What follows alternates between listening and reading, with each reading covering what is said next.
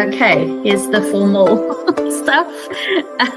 Nice intro to get us started. It's lovely to have you here, Heather. We've been just chatting for the last, 15, 20 minutes. So we're very warmed up and we're very ready to go. And we also have Tamara here joining. So Tamara, if ever you want to chime in, this is a live podcast, or live interview series with Heather Angel. So it's an open session for all. So here we go. Welcome to Community Confessions, our live no-nonsense interview series where we'll peel back the curtain on what really takes to build a leading and thriving community. Today, I'm so excited to be joined by Heather Angel, founder of Online Community Creators, the OCC, a dynamic community architect and founder of the Online Community Creators. Her journey from photographer to system strategist led her to discover her true passion, helping entrepreneurs build thriving online communities.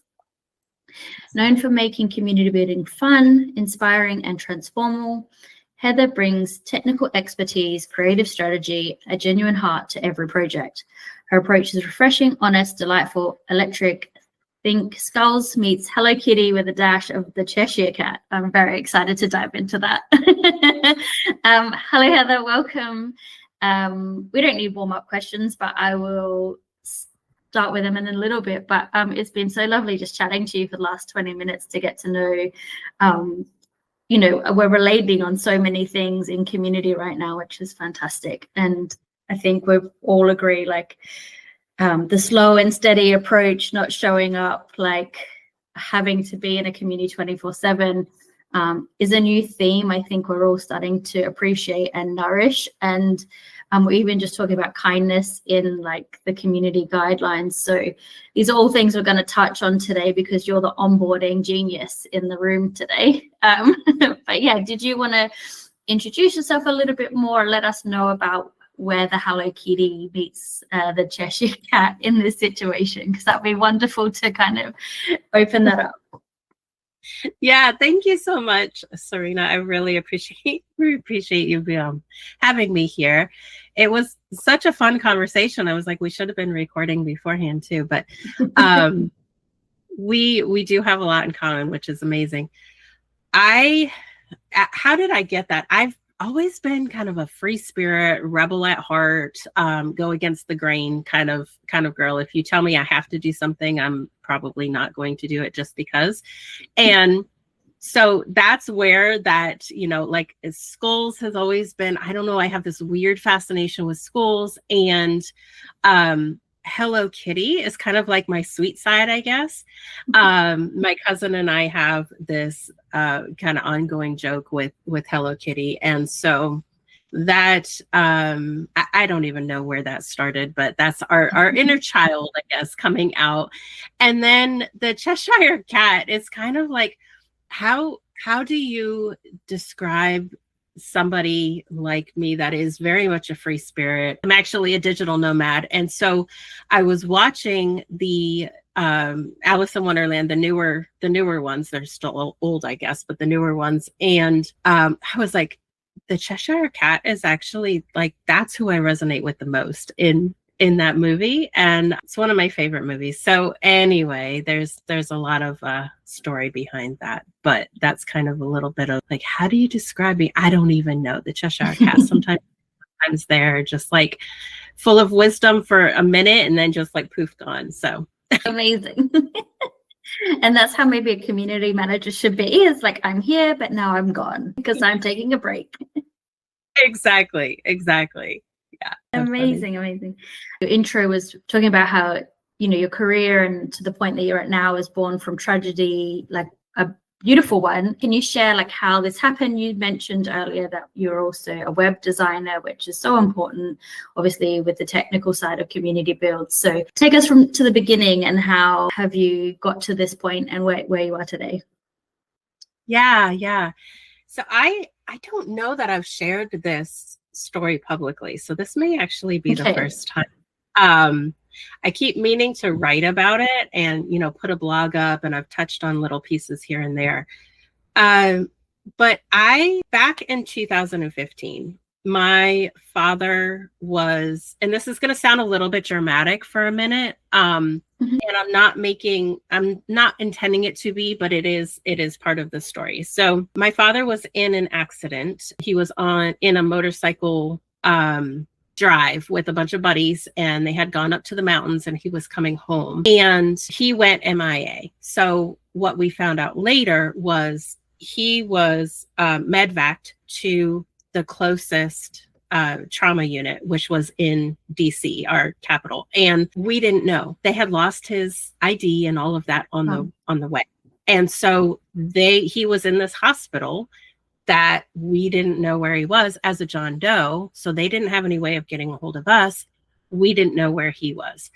And so for about 8-10 hours, we were calling police stations and hospitals in the area, trying to find him, whatever. Anyway, long story short, he's in the trauma unit for 8 days. And in that time, this is when I first started understanding community without realizing that's what I was doing, right? So in that time, I'm very much an extrovert. So I was on the floor making friends with all of the spouses or the children, parents of the people that were in the unit. And it was because it's one of the top trauma units in at least this side of the country. Everything was severe, right? And so I'm in there making friends with everybody, checking on people, and just that's how I was surviving. And my mom and my sister are both introverts, and they were doing exactly the opposite. They were withdrawing internally. They were holding on to each other while they were getting frustrated with me because I'm seeming like I'm out here, trying to connect with other people just so that I could draw from their strength and they could maybe draw from mine. My mom and my sister were kind of like, what are you doing? Like, don't talk to me. I'm in mourning right now. We know that this is probably not going to end well, but we're trying everything we can. And I don't have the energy to talk to you. And so without realizing that was my way of surviving, was the community aspect of that whole entire thing, right? That existence for that week. 5 years later, we hit COVID. And I, as an extrovert, I don't know if anybody else can relate, but I was literally like shriveling up inside because we don't know what's going on when it first happens. Everybody's scared. We are told we can't meet with people. So I'm literally cut off from my family, from my mom had gone through breast cancer. And so I did not want to be around her for fear of making her sick if I was carrying anything or whatever. Like, we just had no idea, right? And so my husband, seeing me kind of slowly dying inside, brought in 2 truckloads of wood so that I could have bonfires in my backyard so that I could invite the whole neighborhood over, and whoever else wanted to, like, please, everybody that I know, come over. We can sit outside and I can at least see people and be around people. And that was kind of like his way of saying, Heather, I see you. But also my way of surviving that, right? And so whatever your views are on that, the point is that I then at that point realized community. I was in the process of building my first community right before COVID hit.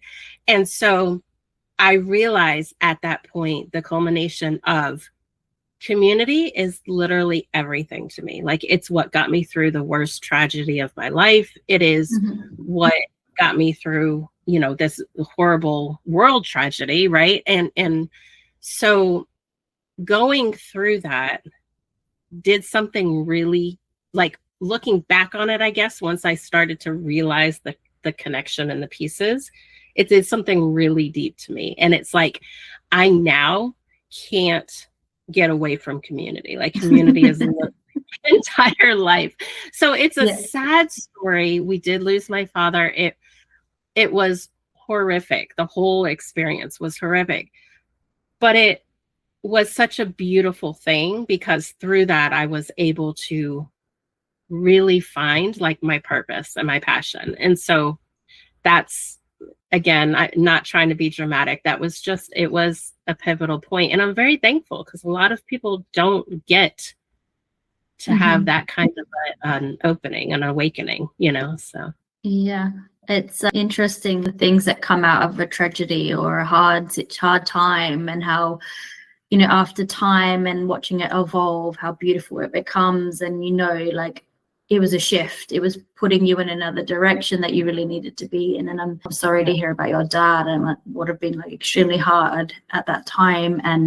But it's great that you knew what you discovered what your coping mechanism was, and how you were able to connect with other people. You know, I think people would have admired you just being able to sit there and talk to them, because everyone wants their voice to be heard in those situations too. And we know that from community.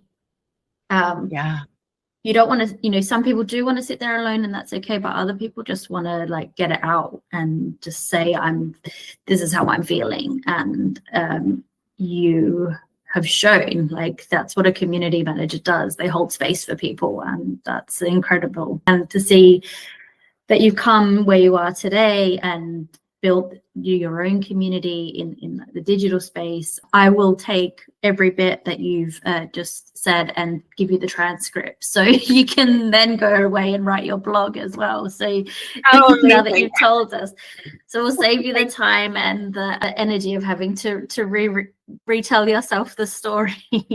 Thank you. That's the beauty of AI, right? Yeah, exactly. But yes, now, you know, hearing that is like, I'm speechless. I'm just like it. I mean, I've been through similar moments in my life where out of burnout and depression, I'm here because the corporate world, and it was just like, here you go. I'm going to catapult you over in this direction. And like we were talking before, we're both on very similar journeys, I think, in establishing ourselves in this community space. And you have built online community creators. So what did that look like for you from day one, and how long and how is it evolving for you? Well, day one was actually a 2-year process. As I'm sure people can relate to. It's like you have this idea, and then you overthink it, and you overthink it, and you overthink it some more, and then you start to put something out, and then you pull back. And it's so I think building, even though I had been a community strategist and built for many other people at the point that I launched my community, I think that was probably not only the hardest thing that I've actually done, because we know how it is. You second guess everything, and you just make all the mistakes. But it was also the most important piece, because I was able from that point forward to relate to everybody else that I had been telling them what to do. But I couldn't relate as well as I thought I could, because I hadn't done it myself. And so, again, it's much easier to do for somebody else. It's so much harder to build your own. So now I have this like compassion and understanding for the element of day one. You're super excited. Day two, what in the world did I do? And then day 2.5, you're like, this is ridiculous. I'm shutting it all down. And then, day 4, you're like, okay, we can do this. Like, we got the strength again. And so it's literally just such a process. But yeah, I can sympathize and feel for all of the emotions that go into that. And what I would say is hold on, because it is a beautiful journey, journey. And you will get to the point that everything kind of just works. It fits, but you have to just going with it.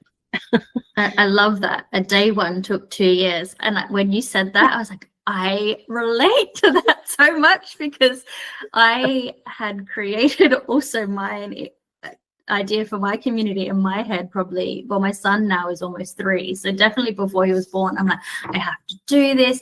I had bought Heartbeat platform off AppSumo. So that must have been a long, long time ago. And I was like, I'm definitely going to create my own community one day.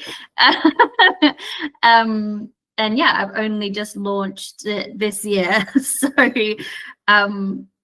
yeah, it's a tough one. And like you said, it's like you do get caught up doing your own clients' work, and that their work is obviously more important. It's like a carpenter's, like my brother's a carpenter and his house is never built and his wife's always mad at him, but he's always out working on other people's houses, and she's like, just build our house.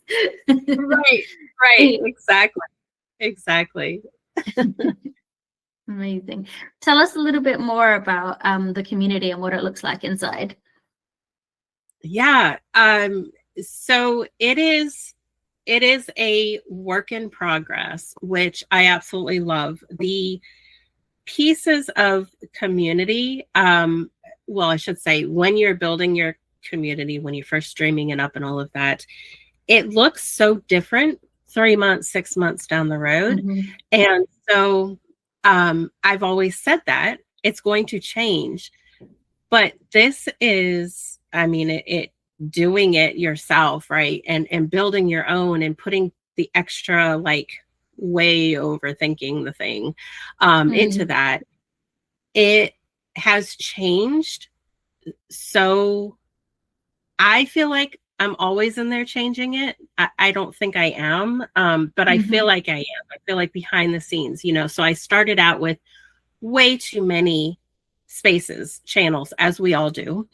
I want to have all this content. I've got it. I just want to put it all in there, and I want everybody to learn all the things. And then if you looked at my community right now, you would see that I've got probably 15 additional, like, channels that nobody else can see because I've archived everything and, like, moved it all around. But what my community looks like is channels for conversation, obviously, for fun conversation. I have just a general chat channel. I have also the channels for accountability and for questions, for community chat, that kind of thing. And then I have courses. I have a couple of courses. I have a lot of resources that I am in the process now of kind of rearranging and putting into what do you call them, pathways. I'm gonna build out pathways. So we can talk about that now or later, but yeah, that's kind of what a little bit. Amazing. Why don't we segue into that, because we both using Heartbeat as our platform to host our communities, and AI has come into the conversation, and Heartbeat have just launched Pulse, which is basically, they're claiming that you can build your community in seconds. We all know without this how long it does take to build a community. I mean, we just talked about how long it takes to get the idea off the ground. So if I just had Pulse 2 years ago, what would my life look like? You've been able to jump in and play around with it. I haven't yet, so I'm really interested, and I'm sure people listening are really interested to see and hear. What is it like? What does it do? And how has it amplified your community? Yeah.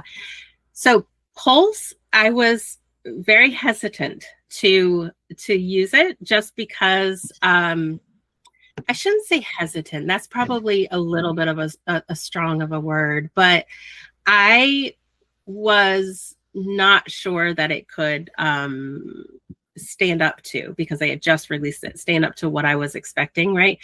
And it does. I was very surprised, pleasantly, that it's unlike any other AI. And I'm not saying that because I am a Heartbeat preferred partner. I'm not saying it for that reason, because I really didn't expect it. But it's not just your typical ask it a question and it gives you an answer. It's an actual like thought partner in the community space. And I was very surprised about that. And for that reason, I absolutely love it. I've used it a lot. Our community members have used it a lot. And there are a lot of different things that you can do with it. It's not perfect yet. I don't hopefully it will never get perfect because that's a little creepy, but you have to watch it. The thing that I'm concerned about, and I'm going to be very honest with this, little piece, I was like, I'm out of a job. They don't, nobody's going to need me now. I'm going to have to find a new career because I'm now out of a job completely. And I quickly, I reeled myself back in and realized that's actually the exact opposite of the truth. AI, the Pulse AI is going to help implement some of the things. It's going to help people build faster. The thing that I'm concerned about, and you know exactly what I'm talking about, Serena, is if you don't understand what you're doing, you can make a mess of your community in about 2 seconds flat. So the seconds it takes for Pulse to build your community, if you don't actually know what's going on behind it, then that's where the disaster is going to happen. So it's going to happen right after that build. And that's the piece that I'm worried about is people are going to rely on it too much. And then it's going to kind of fall apart over time. And then we're going to have to come in and pick up those pieces because they're not understanding the actual build behind it. You needed us to step in to be asking all the right questions, basically. Yes. And you have to understand the concepts of what is going on, what it's actually doing, which I think that's the piece that people are, I'm just afraid of this. I'm afraid that's the piece that people are going to, I don't want to say get lazy about because that sounds so negative, but just not put the effort into learning. And so, that's my concern. But I love it. The other piece that you and I were talking about beforehand is, and I had just kind of hit on it a little bit, it's actually helping me build out my pathways. So I have somebody join my community, they're joining at all different levels, right? Some of them have not built yet, they just have an idea. And some of them are in the process of launching. And then some of them have launched and they're wanting to grow it, or they're wanting to figure out the community management piece. And so that's where my pathways are going to come into play, where I'm building, okay, if you're in the idea phase, these are the thoughts, what do you call it, like mindset pieces that you need to work on before you build out your complete community so that you're not having to do this after. Is your idea viable? All of those things, like that, just who's your ideal client audience and your ideal member, and how are you going to price it, and just all of those pieces, right? And so then, we've got how do I manage a community as the extent or the other extreme? And so with the pathways, I'm kind of trying to build a structure where when somebody joins my community, they can join one or multiple of these different groups. And then it puts them into that pathway that makes it a little bit easier and more clear cut for them to meet them where they are. And that's what Pulse is helping me build. And it was so cool. Like I put the idea in there and I was like, yes, build out these 5, pathways for you. It did some of the back end work for me. It built out my channels for me. And so I can just go in and start editing and putting in the content, which is amazing because it just saved me that time and structuring it and that. So and those workflows do definitely take a lot of time, just even mapping them out and knowing, if this person does this, where do they go? I'm doing a lot of that sometimes, and I'm like, I don't know where they go. Yeah. But yeah, like if AI could just take that thinking away, because it does require like an entire mind map. You're probably just writing on a big wall at the end, going, everyone's going over here. That's incredible. And when you're talking about that, it makes me think of Gina from Mighty Networks, how she always talks about like grabbing people in their transition periods. And it's a very great way of nurturing that. And I think her theory of getting people in these transition periods is, makes sense as to why people join communities. Because like, I've got a problem with X I need help with. And it's like, okay, well, I'm going to find that community. Or, I've bought a dog, like I need to train my dog. So where's the community I can join to train this new dog that I have? Like, otherwise you're not joining that community. And I think if, we have this ability to map out these pathways and provide user journey specific to these transitions, it kind of opens up community a little bit more, really, because otherwise you're not just thinking of one transition, you're able to think of many and cover a broader audience, knowing that you can nurture them throughout their whole journey of community building or training their dog or whatever it is you're building a community on. So I really like that. Yeah, that's a great. Great. I want to dive into something that's quite important to me and the kind of mission that we're on in Sense and Forum, and I know that you are too in terms of the work that you do. But your whole concept is looking after people in their onboarding processes. And what is it that's really important in trying to weave that safety and inclusion piece when people are onboarding people into their communities?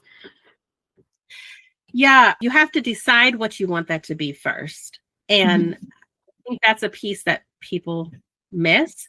They skip over. So just kind of have it in your mind exactly what you want that to look like, what you want safety to mean in your community. And then you have to model that throughout everything that you do.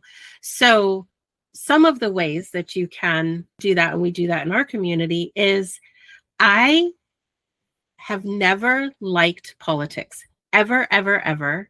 I have like religious trauma, kind of that kind of thing. And so those are the two things that we don't talk about in my community.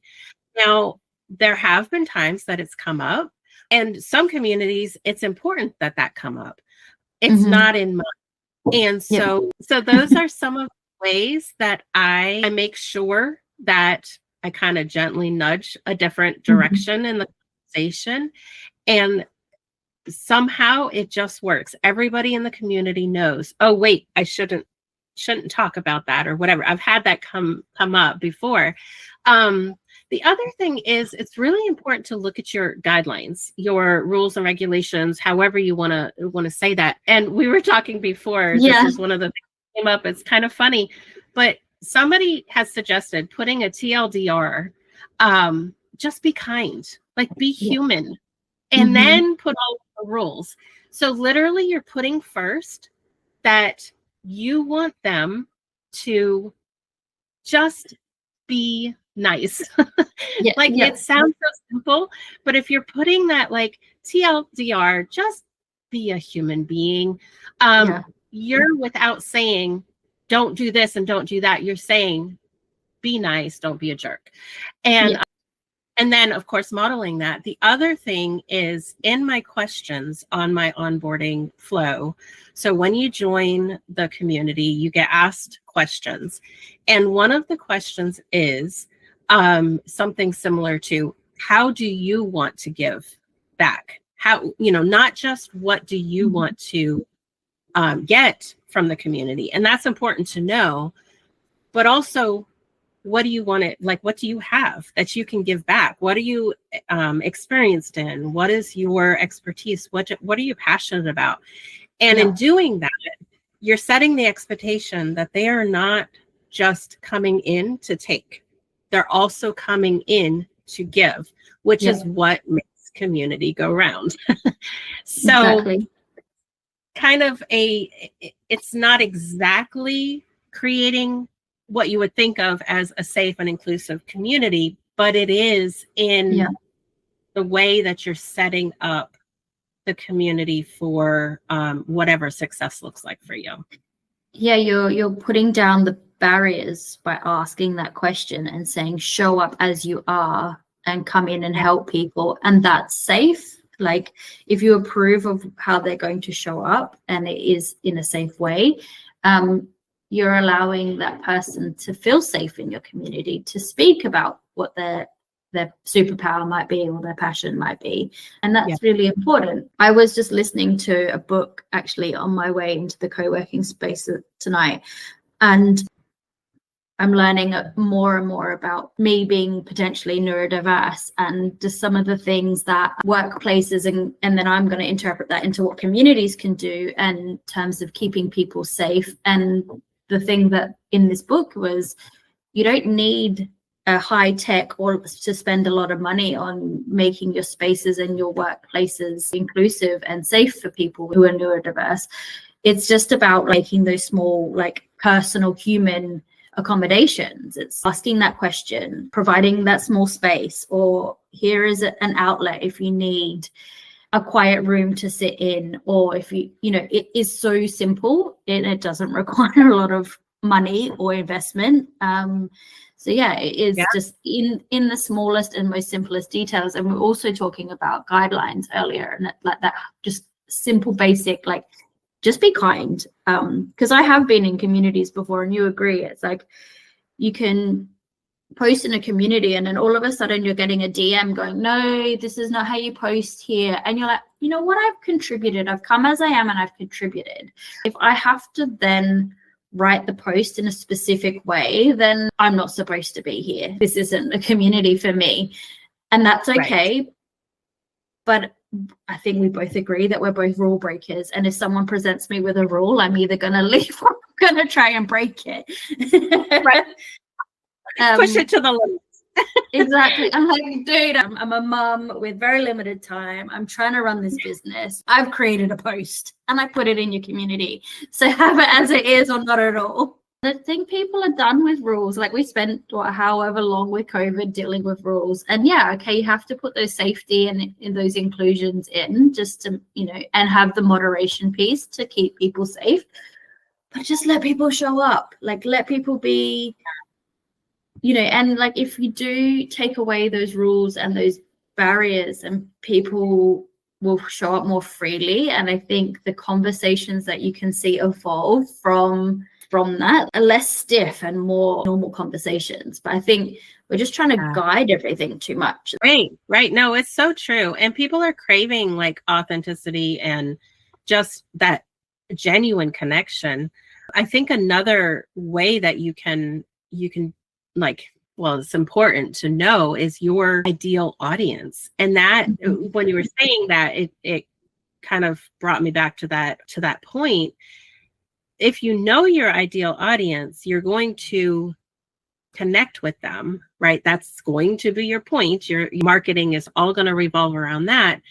And usually, well, not usually, always, that will attract the people that are drawn to you for a very specific reason, which means that they're automatically, if you're doing that piece right, you're going to attract the people into your community that are automatically going to fall into that guideline that you've already set and that kind of thing, because you're attracting people that are attracted to you. It's a flywheel, right? Like you want to know exactly who you're looking for. And then if you can market to them correctly, you're going to attract people that are meant for that space. One of the other things that I do, and this is kind of a very simple thing, whatever, I record all of our meetings. I use Fathom and I record everything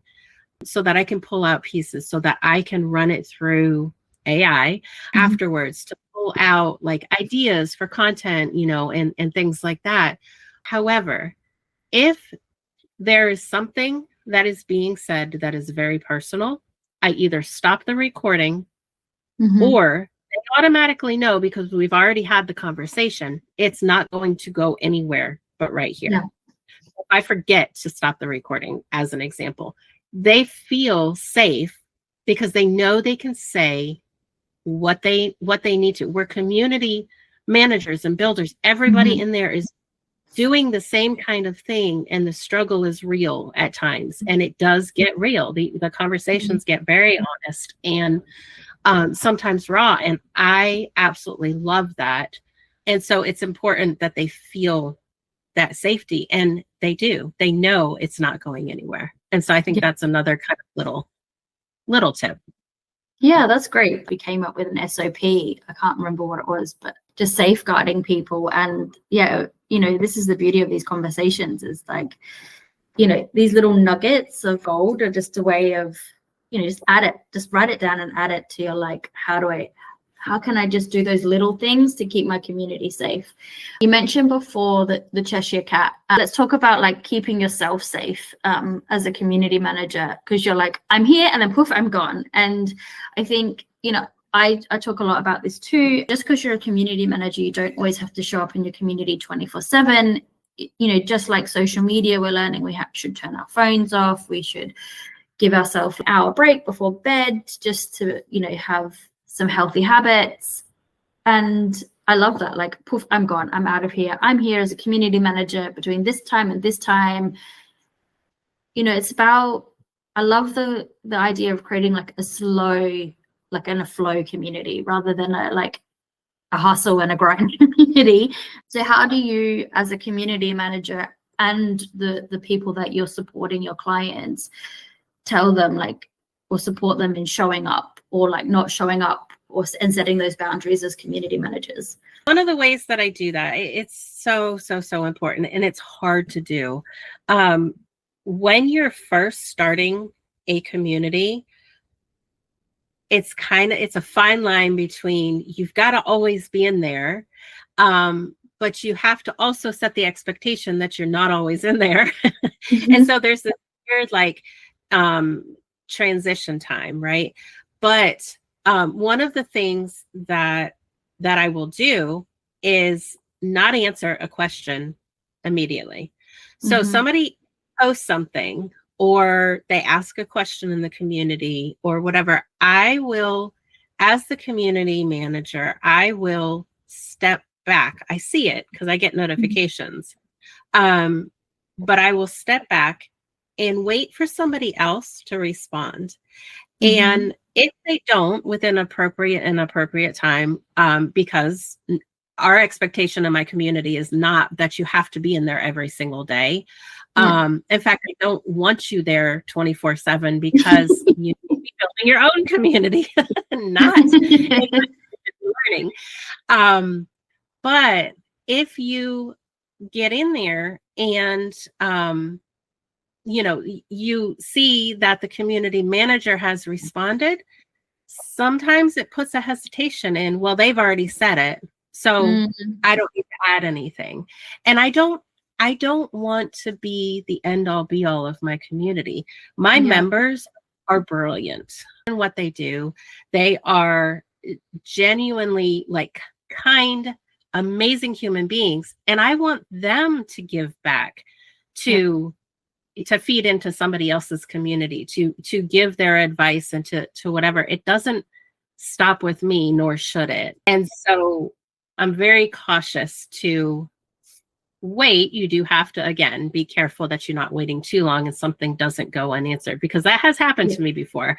I've been like, oh yeah, I'm going to come back to that. And then I forget because I'm human, and it goes by, you know, for a couple of days or whatever. And that's not a good thing either. It's a fine line. But that's kind of one of the ways that I try to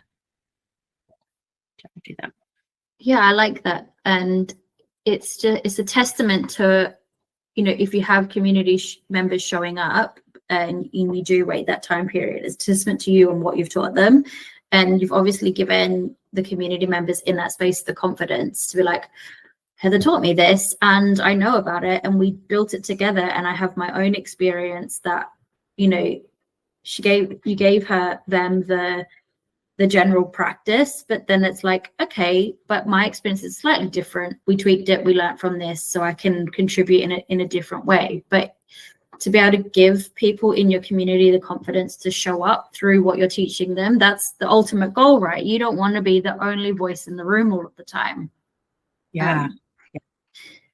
That's the reason why we set up communities, is so other people can have a voice and share their experiences, and you're there as the expert, or not even you don't even have to be an expert in community to set one up. It's more like, I mean, for me, I feel like I'm more of a networker. If you need this and you need this, then I'm able to connect you. I think that's how I feel my superpower is. And I think maybe some people go into community thinking I have to talk all of the time because I'm the leader, and maybe they like the sound of their own voice, but I don't think other people like the sound of their voice. It's funny you say that. I've actually worked with some pretty big names that they started out as people joined because of their name.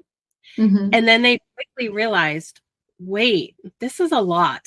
It's a lot of work because I have to be the one that shows up all the time. Mm-hmm. So I always try to say, don't become the center of your community. Mm-hmm. There are some communities that it's just naturally going to be that way, but try to find ways to empower your members so that you then can kind of just be the guide and step in, you know, when needed. But yeah, I love that what you said, the networker, that just kind of the connector, right?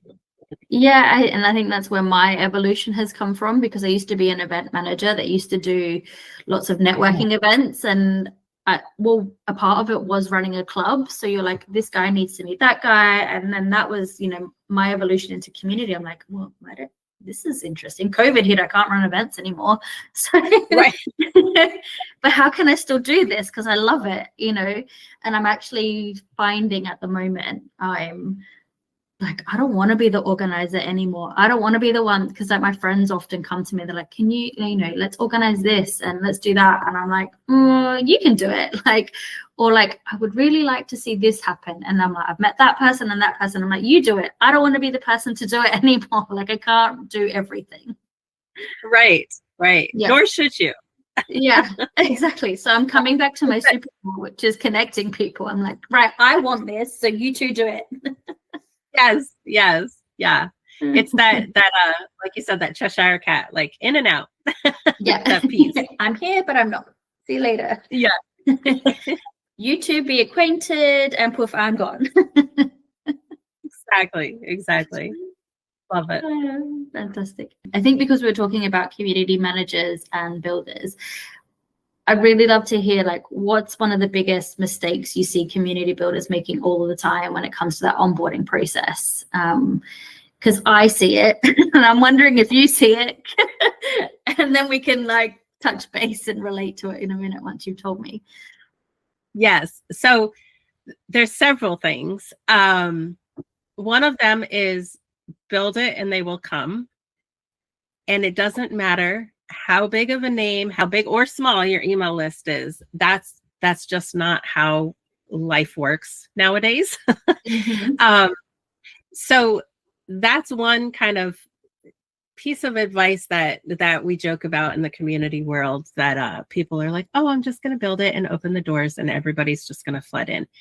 The piece that they're missing is the marketing piece, but more than that is when they actually get the members in, they're not doing the onboarding. I had one client say, well, I'm going to launch and then I'll worry about the onboarding later. And within, I think it was 4 months, his community was closed. And I was like, that's huge. That's a huge red flag to me. If you're not willing to do the work to connect people to make that connection at the very beginning. So I'm going to explain that just a little bit more. Hopefully I don't take too much time. So cut me off if I go for it. I'm listening. We're all listening. When you onboard, and really what that means is bringing somebody in, making them feel welcome.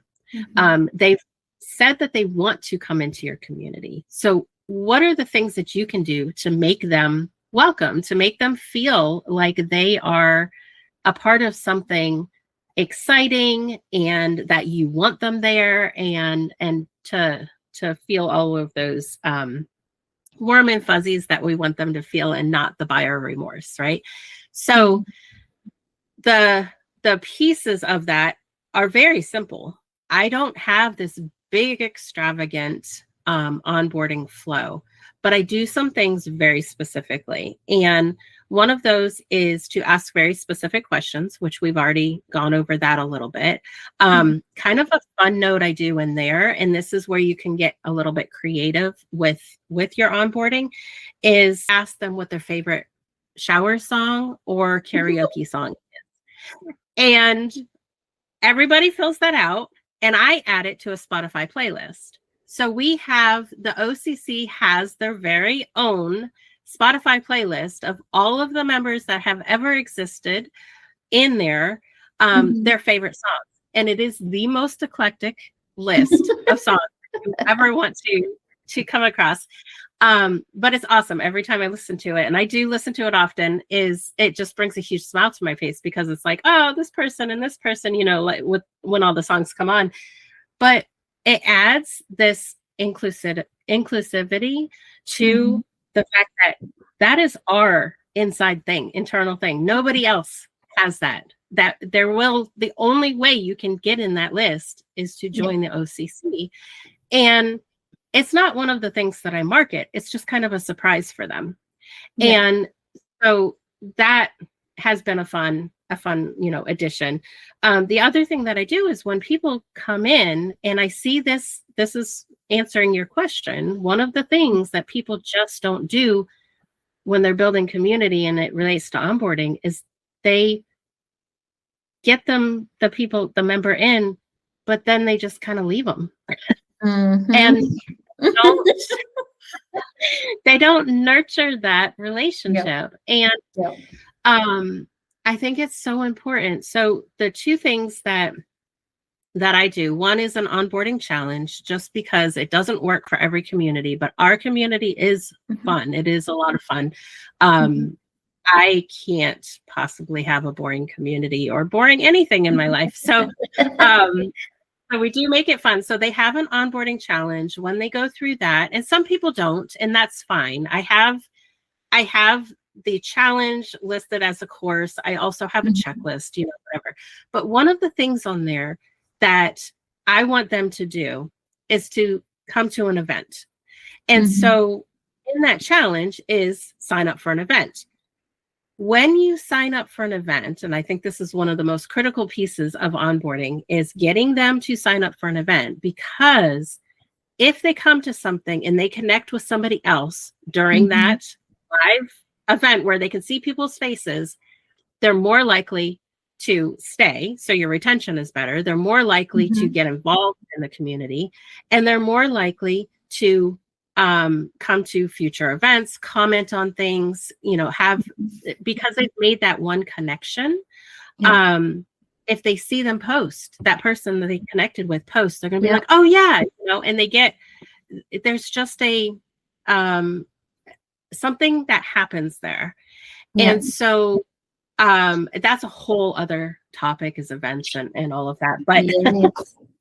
But and then the other piece that I do is I will send them a quick Loom video, and it's never more than a minute, usually 30 seconds. And it's just a welcome with something specific that they have said in their profile. There's other pieces to the onboarding, but those are kind of the things that we do that are very unique, that help with answering that question that you asked. What is the piece that's missing? And that is nurturing them, bringing them in, making them feel welcome in very unique ways. And so that's, I don't know, is that what, I'm curious if that was what you... Hit the nail on the head every time. Don't need an onboarding process. We'll just open the doors. Why do I need to send them 3 emails over the space of the month just to make sure that they're checking back into the community that they've joined? Like, But they'll remember they joined. I'm like, no, they won't. They'll forget, No. and they'll forget their password. So like, send them an email, because the best way to reach them is not in the community that they've signed into. They've forgotten the app login. It needs the effort. Yeah, all of the time. Yeah. Like, I've opened the doors, but no one's saying anything. I know, because you haven't told them how to. Right. It's all training at first, and it's a lot of work, but it is so worth it. You're going to build a stronger community. Yeah, but I do like that piece you can create, and the beauty of the apps now is with Heartbeat and Mighty Networks and Circle is you can create obviously an onboarding course which guides people through it, whereas I think maybe a couple of years ago creating this course wasn't so available, and the onboarding process was a lot harder than what it is now. A lot easier to put in place this checklist, and this, all you have to do is say, put your intro in this channel, and making sure you're linking the channels to when you're telling them where to go make their introduction, because if you don't put the hyperlink in there, like, where are they going? Exactly. Yes. Yeah. Link everything to what you're saying. Yes, make it oversimplified for people, and repeat. Exactly. Because no one reads what you write. Yeah, exactly. And I think that's another thing, because no one reads anything, then create a video. So I'm not sure. Like, I always tell my clients, I'm like, create a welcome video and a little show around, and have those show around events. Like you said, have that event where people are connecting and can see the space and can see you passionate about the space that you built. Because people obviously absorb information in different ways, video, just audio, or written. So that's also important, because you can give people like a load of information, but yeah, keeping the instructions just super simple and super clear. I think it's just use your who, what, when, where, how kind of method to do it right. Don't overthink that. Yeah. Yes, exactly. Keep it simple, for sure. Yeah. Well, I'm glad the mistakes that we're seeing made are not just me, and that you're also seeing them. Same. It's nice to. It's always nice to like connect with other community creators that are, they just get it. You understand. Let us make the mistakes, and everybody listening doesn't have to. Yeah, exactly. We're going to go into the last part of our lovely chat now, and it's just a rapid fire round. So it's just quick one word answers, or a couple of word answers if you have them. So I have 4 questions here. If you could give your community a superpower, what would it be? That would be unlimited self-confidence. Amazing. For sure. Who would your dream member be to join your community? That would be Alice in Wonderland. Amazing. Community building for you in 3 words. 3 words. So I have a 2-word, ever changing. Okay. Easy. Ever the same. Let's break the rules. That's fine. Yeah, there you go. And 1 tool you can't live without. Notion. Okay, interesting. Thank you so much, Heather. This has been wonderful. And like you said, I'm so glad just to connect with other community builders and strategists out there, to know like we're all trying to achieve the same goal. We're all working super hard to make sure, communities are nurtured and kept safe, and they all have those bits in place. I've just had so much fun having a chat with you, and I hope, I definitely want to continue this conversation at other points, just to check in and be like, what have you learned this week, Heather? Because I need to know. Yes, same. I agree. It's been amazing. Thank you so much for having me. You're welcome. Thank you for everyone listening. I hope today's chat has given you a few aha moments. I know I've definitely got some, and I'll be writing some more SOPs after this conversation. If you love this episode, don't forget to hit follow so you'll never miss a new one. You can also join my community, Delia, our community for women positive community builders, where conversations like this keep going long after the mic is off. You'll find the link in the show notes. And I know, Heather, you also have some stuff to share with us that I also will provide the audience. Let us know what that is. What are you sharing with us today? Yeah, I've got a complete onboarding playbook So that has a lot of little tips and tricks and checklists and all of those things in there. And so I'll be sharing that, and then, just inviting you to join the community if you are a community builder that is looking for support and all of that. And you can find me at Heather Lynn Angel through all of the socials. Amazing. I will put all of your links in the show notes so people can connect with you. Heather and I have also been chatting on LinkedIn, so you can join our conversations there. I'm super excited to see where Heartbeat takes Pulse. I'm excited to jump in and give it a go. I'll check back in with you to see. So maybe we can keep the conversation going on what we're learning, because that could be super interesting. But yeah, thank you so much for your time.